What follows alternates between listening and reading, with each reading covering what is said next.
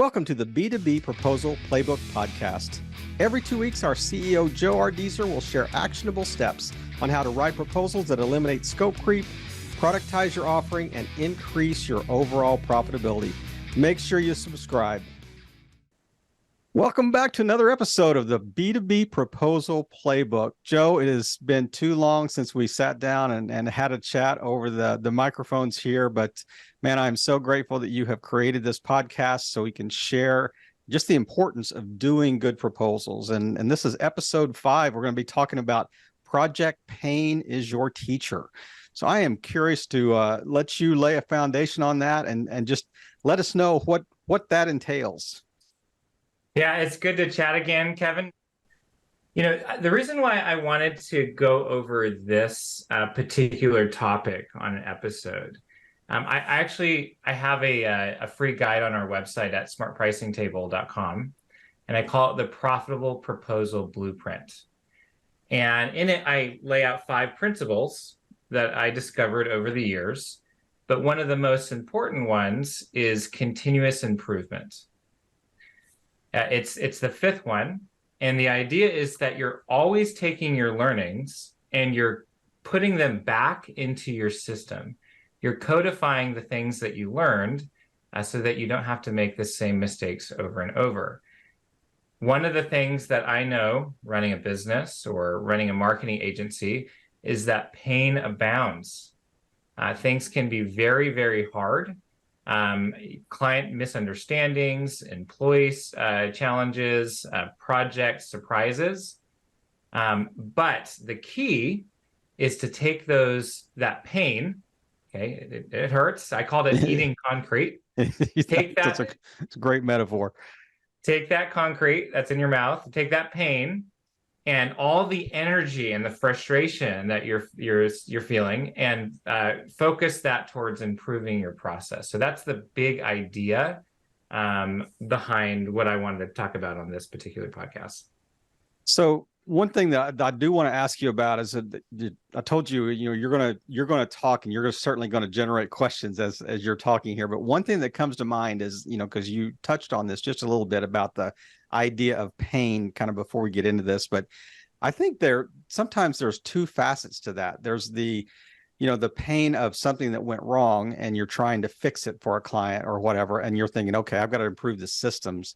But is there also a relational side of that too, that you can say, you know what, going back, hey, mea culpa. I mean, we are going to make this better because of the things that showed itself, in the process a minute ago. So, or whenever it was that the issue came up. Have you also seen that as well, that you have a chance to kind of deepen the trust and relationship by going back to the client? I think so. And probably more than anything else, it's the idea that I failed my customer that is the biggest pain. Yeah, that's it. Letting them down, whether it was a technology blip or a personnel issue, but they clearly wanted something and I didn't give it to them, or there was some kind of expectation misunderstanding, and now they're frustrated. I think that's it's the people that really create the pain. Right. Yeah, for sure. But I do think that the way that we handle that pain, the listening to our customer, understanding the issue, repeating it back to them, what they see as the issue, and then letting them know, hey, we're not perfect, but we're always trying to improve. And I want you to know that I'm going to be making some changes in our process. And, you may or may not benefit from those, but it's very valuable for us. And so thank you for helping us see this short sight so that we could fix it. I think that's a big component for sure. There is no doubt. And that, touching on that relational side, I mean, you do a good job of reaching back out and saying, hey, how do we make this better moving forward? But really systemically too, talk about that a little bit. Talk about pain leading to improvement in the system itself or in the process itself. One of the things, at least in the agency world, that's really common, Kevin, is just the frustration at the client, the frustration at the customer. I had a policy back when I had my business that we don't badmouth customers. And really, behind a lot of that, what's actually going on is the business didn't define things well enough, and it's actually your fault. It's actually the company's fault because you weren't clear, or you didn't specify certain parameters. And I like to, a lot of times folks will say, I've just got this bad client, or I've got this bad customer. First off, I'd say maybe that's not true. How did you set up the deal? Okay. The second thing, though, is even if you did have a bad customer, what I like to say is your worst customer is your best customer. Your worst customer is a great gift to you, a hidden blessing, because they show you where you have blind spots or where there's gaps or holes in your process. For instance, I think so much of project-based work is all about expectation management. So, if you didn't specify like a turnaround time for a particular asset, and they're really frustrated because they thought it'd take 2 weeks and it's actually going to take you a month, well, they're not really necessarily a bad customer, but you've got your clear direction there on what you need to adjust. I need to be clear on timelines. Okay, it's painful. They're mad. They're not going to have something delivered in time for a particular event or something. And you realize, I need to be a lot clearer with timeline expectations. And then the next time around, Kevin, you either update your proposal so it's clear, or you communicate better. Maybe you have a checklist of things that you communicate with new customers, and the next project goes better. Right. And so you're always, I love Jim Collins talks about in Good to Great. He talks about 90% of business is sustaining the core, and 10% is stimulating progress. So you're going to go about your work, you're going to do all these projects, and little things are going to come. 5-10% of the project might be hard. Use that to make improvements with your proposal setup. So when you are, and I love the pillar, one of your 5 pillars there is continuous improvement. So putting that into play as far as the, dealing with pain in the system. So how does that build momentum? How does that kind of create that inertia, internally that you've talked about before? When you put things clear in the project plan, as we talked about previously in a previous episode, your proposal is essentially your plan. This is what I'm pitching to my prospect. When you make that clear and you're always evolving it, you're making improvements from this learning situation, from this learning situation, what you're doing is you're minimizing surprises. Now, whenever you have people relationships, whenever you have an agency with a customer or a business with a customer, you're always going to have, you can never get it watertight. But I want to do my best to minimize some of the pain that can happen just because I was vague, or I didn't communicate enough with them at certain points in the project. One thing that might be fun to go through on this call, Kevin, is just some examples of improvements that I made in the past based on painful situations. Absolutely. Dive in, because I think every time you have a story that you can tie to a tenet or a principle, I think the application's deeper. So yeah. I have a few things that I wrote down. One is a reactivation clause. So the situation was something like, over the years, I realized the way our agreements were set up, customers could delay as long as they wanted to. And in my background in the agency space, the challenge with delayed projects is I have people that I've committed to these projects.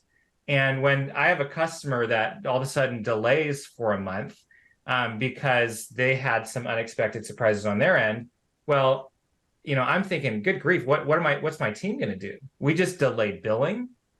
They don't have anything to work on.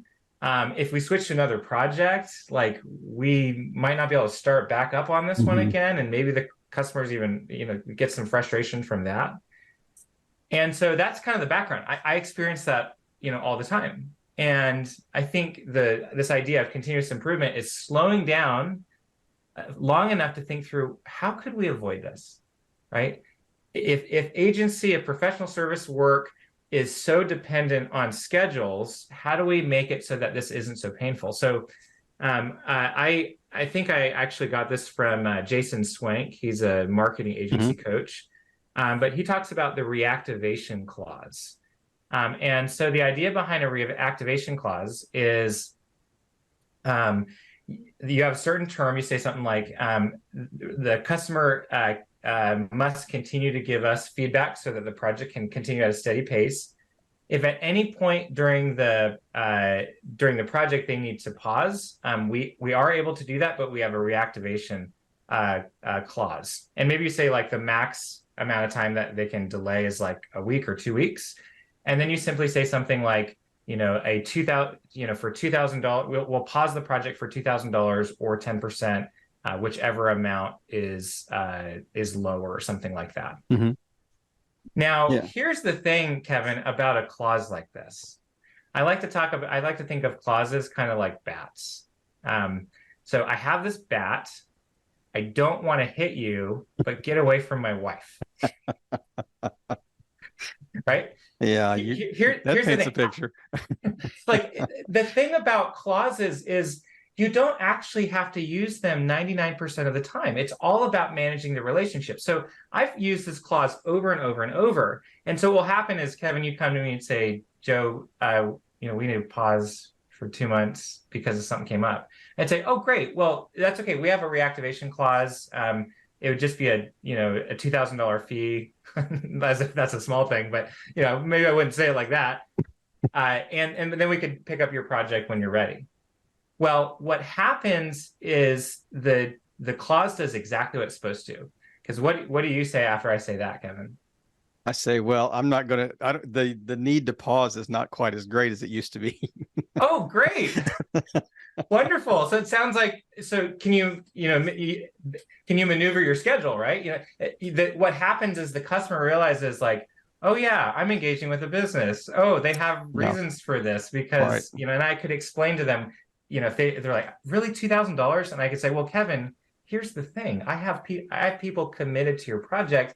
And, when we took on your project, there was I built my business around continuity. And you pausing creates some real challenge with my business. So that's a great first example of it. A reactivation clause. Love it. Highly recommend it. Do most people push back on that? I mean, is that part of the initial review? And I know we're going to talk about that a little bit later, but is that part of the sales process that you say, okay, here's all the features of the product, here's the timelines, but also there's this reactivation clause that said if you pause, there will be, a delay. Is that almost like positive, negative? I don't generally go over it. Now, I don't make it fine print. It's just I would just put it in the agreement. I'm not going to go over it because it might seem like a negative, but they clearly have it. It's part of the agreement, the signed contract that I'm sending out, and they need to do their due diligence to read it. I mean, we can't go over every clause, right? So, and the thing about it is, look, if I make it up arbitrarily, Kevin, like if I just say, I had nothing in the contract about this, and I just said, oh, unfortunately, we'll have to do a reactivation fee. It's 10%. Like I have no grounding, and I had someone a while ago. I think it was for selling a home. I was getting like photos for the home, and I said, actually, I've decided to go another way after I had engaged the person to come out, and they said, well, unfortunately, I have to charge a $75 cancellation fee. And I said, really? When did I ever agree to that? Right? I didn't. He literally he never communicated that. maybe I wouldn't have committed to it if I had known that there was some stakes here. But as soon as it's in a contract and I say, Kevin, it's in our contract, we didn't hide it from you, and this is the reason why we have to have it, all of a sudden it's just like, this is the setup, and okay. Yeah, I think most people would understand that. I mean, you mentioned, we're actually running a business here, so that makes sense. And now here's a quick word from one of our new sponsors on Rising Tide Startups. Let's face it, building proposals is a pain for most agencies. It drains your time and energy, and the prospect of being ghosted is real. But what if I told you there's a better way? Introducing Smart Pricing Table, the game-changing interactive proposal software designed specifically for agencies like yours. Learn more at smartpricingtable.com. So the reactivation clause is one of the features that you talk about, one of the examples. So what else is as a result of pain? What's born out of the pain in the process? Another clause that I like is having a hard project end. It's amazing to me how long projects can go. I remember having a project that lasted well over a year. That is typically like a 2, 3, 4 month project. I've had customers pay 100% down for a project that's 30% done, and it's a year and a half into it. And so the projects can go long. And I like simply having a clause that says this project is complete, or this project goes through this date. After that date, we'll go hourly at this rate for any remaining work. And what's interesting about that is, again, it's like the previous clause. A lot of times, it just makes the customer go quicker. Mm-hmm. I encourage folks, remind your prospect, like, don't let that date come. And they're totally surprised. Remind them 2, 3 months in advance. Give them a heads up that, after, per the contract, this has gone on a really long time. If we're not complete, we're going to have to go hourly. And then here's our hourly rate. Now, a lot of big companies, they don't even care. Smaller companies, they might kind of freak out. Oh my goodness, we got to get this thing done. But I've had projects where it's completely done and we need to go hourly. And even if they're like, there's just no way, we're not doing that, and they fight back, tooth and nail, even though they agreed to it, it gives you leverage to renegotiate. Mm-hmm. Okay, let's hash this out. I understand you don't want to go hourly, and there were some extenuating circumstances, but you've got to understand what this did on my side by starting a project and then never doing it. Right. I mean, I could have totally new staff from a year ago. It's and probably have some turnover for sure. Yeah. So it gives you some negotiation. So, well, how about this? How about I give you 33%, a third off of our hourly rate, to kind of ease the pain a little bit. Okay. All right. Well, now I've got something, and I'm not just, a slave to a never-ending project that I agreed to a long time ago. Does this real quick, does this only apply to the dates, or does it apply to like billable hours, or how do you differentiate between those two things in the proposal? I'm generally in this kind of setup, I'm talking about a fixed bid project. So say a $10,000 project, and you put a date on it. I actually prefer doing just a set amount of days. So maybe 150 days, mm-hmm. or 250 days or something like that. That way, it's just easier in your agreement. You say 200 days from the signature date. Then you don't have to update it. I think when you're creating proposals and you're talking about your master services agreement or your terms, whenever you can make it, very as little editing as you need, it's going to streamline the process. But in the proposal itself, you're a little more granular, like on how you're breaking down line items versus right. the project as a whole. So how does that differ? I I would say, and that's a good point, Kevin. So in previous episodes, we're talking a lot about maybe more the scope of work. Right. And in this episode, I'm getting more into potentially what you have inside your agreement. And I always like to bundle those together, so that, I never wanted someone to agree to a scope and then get terms, 2 weeks later, and all of a sudden there's like a month delay because of legal. Hit me with that question again, so I can understand the distinction. Yeah, like on a line item basis. I mean, are there limitations on the amount of time you spend per line item in relation to the scope itself? Yeah, this is actually a really that's a great question, and I did this all the time in the past. So what I would do is, and the context for this is, let's say that you have a particular service that it's hard to estimate the amount of hours it's going to take. There's, you try to outline it. We talk about this in previous episodes, like how to spell things out. But sometimes there's still a good amount of flex. Well, I wanted a way to control that, because I can't, something can take 3 times longer, and that can kill my margin. So what I would do is something like this. At the end of a line item, I would say something like, this line item is limited to a max of 10 hours.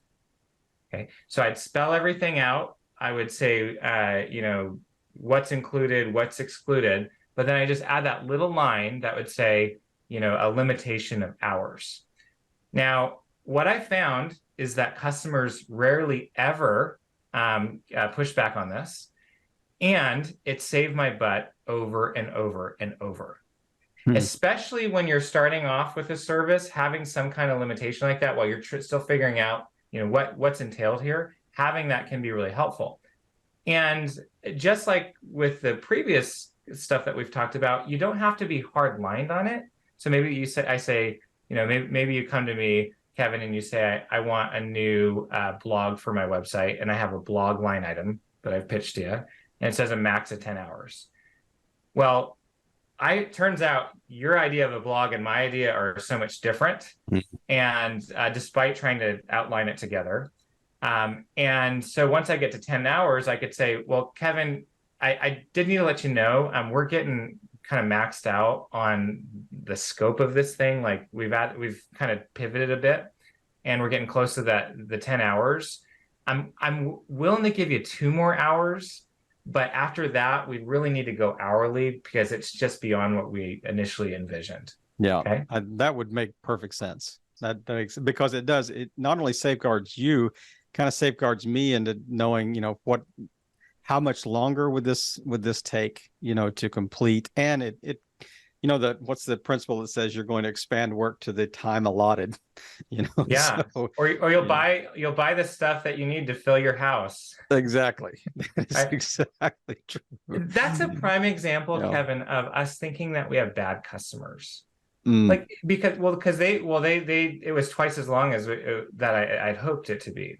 Well, no, you have to understand your customer they don't live in your world. They're not doing this all the time. And so they had just their own conception of it, and you had your own, and they were completely misaligned. And that's not their fault necessarily. It wasn't a good vision. It wasn't a consistent vision between the two. So I love the warning though, because I can still give them a little bit more, but there's a big difference between 10 hours going to 12 and 10 hours going to 30. Yeah. And getting that billable hours, not only are you restricting overages, but now you're actually creating some additional revenue, some unexpected revenue, because you're going hourly to finish whatever they wanted in addition. And I think you're creating focus, on even the client's part, to really think through how can we kind of wrap this up. But one other question I wanted to ask you really was, when we were talking about pain, creating a better system and better process, what are some lessons that you've learned around billing, around, when's the best time to bill? So many projects are like half up front and then half, at a certain day, or half at the completion or whatever. but I think you've learned some lessons that are a little more finite than that, and share a little bit around the just lessons learned and things that work well in proposals, you think? Billing and payment is definitely it's definitely worth putting the time in to think through it. I'm going to give credit to Jason Swank again. He's a marketing agency coach. I learned this through some of his material a while back. But the idea is, instead of doing a 50-50 payment, and that's what a lot of folks do, if it's smaller, you might do 100% down. But for bigger projects, 50-50 can be a bit risky. You get your half down, and so you've got some liquidity, you've got some cash. But a lot of times what will happen is they won't give you the final payment until the very end, until everything is signed off on. And so now I've got all this, I've got my neck out a bit because I can't collect on it because I just said 50-50. And the terms of completion, maybe those are fuzzy, and then I'm in a real problem. So For sure. What I like using is a process or a setup with 4 payments that are milestone and date driven. Now, this is huge. When I started using this method, it helps so much with getting projects completed, getting paid on time, all that. So the first payment would be 25%, and it's on project start. It's nice because you don't feel like you're taking a ton of cash from them. Everyone feels better. On your side, you might just might feel better because there could be some risk. What if it doesn't go well? Well, I'm only taking 25%. Then you say the second one is upon a certain milestone or 35 days. Okay. So maybe the milestone is, I used to own a web design company. So maybe that's when the wireframes are complete, additional 25%. Then the third quarterly payment is when the design is done. So you did wireframes, now you're doing the design, and that's complete. And then or 60 days. And then finally, when the project is complete, or development is complete, or 150 days. Okay. What's amazing about this method, Kevin, is number one, before the project is complete, in their perspective, I'm 75% done, or 75% paid at least. Okay, I only have a 25% exposure instead of 50. But here's the thing, that or X amount of days moves your customer like you wouldn't believe. It gets them to work faster because they want to keep pace with the deposits and the payments. And then it's also really great because you outlined it, they're going to go with it. They agreed to it, right? And this is where I mentioned earlier, I've had customers that have paid 80, 90, 100% down, and they're only 20, 30% in. And it's all because of this, right? So I have the cash now. I have a measure of control. And if I have the project end date also, this is a amount of days and the project just says done and we go hourly, you actually can claim 100% of it, and then just go hourly. Now, I do want to put the caveat that I'm not a lawyer, so whether some of these things would be enforceable in your state or jurisdiction, I don't know. And you always would want to pass all this stuff by a lawyer. But the point is, you get the idea. I like a progress payment with milestones. I think it's just a huge advantage, and it keeps things moving along. I love the way that you the things that you're trying to put in place generally have more than one benefit. It's not just the fact that I'm reducing my exposure as a company. It's the fact that you're also, helping your clients budget out, helping them budget not only their finances, but their time as well, and say, what is it going to take, and give them a clear guideline of saying, hey, these are the dates we're trying to meet so we can get your project completed on time, on budget, and exactly what you wanted us to deliver. So right. Pain is such a great teacher. And right. I love the things that you've shared with us today about, lessons learned from relational to, the systems and processes that you put in place and examples around each of those. So what another great episode. I mean, there's, proposals are complex. I mean, there's a reason that you need to have, this software in place to do this well, and really to aid your sales process as a company, as a service provider. And it just is becoming more and more clear to me as we're sort of having these episodes. And I can't wait till the next one, because then we're really going to talk about, interaction with the client base. So Joe, thanks again for just taking time today. And just like I said, another great episode. A pleasure as always, Kevin. Thank you. And just ask yourself this question: are you leaving money on the table with your proposals? Introducing Smart Pricing Table, the ultimate agency proposal software with built-in upsell features. Maximize your revenue potential today. Visit smartpricingtable.com/DAG to learn more and download our free guide, The Profitable Proposal Blueprint.